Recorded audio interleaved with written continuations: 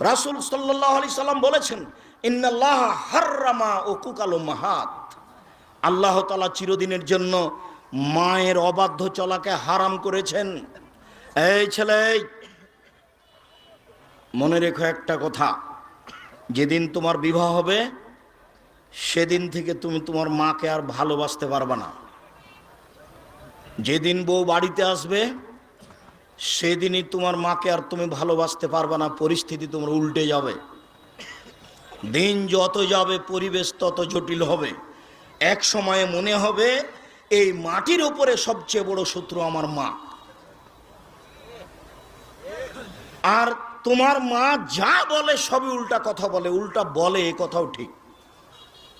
আরে টাকা দিয়েছো তুমি ফল খেতে, টাকাটি তোমার মা তোমার বড় বোনকে দিয়ে পাঠিয়ে দিয়েছে। মা, সেদিন যে টাকা দিলাম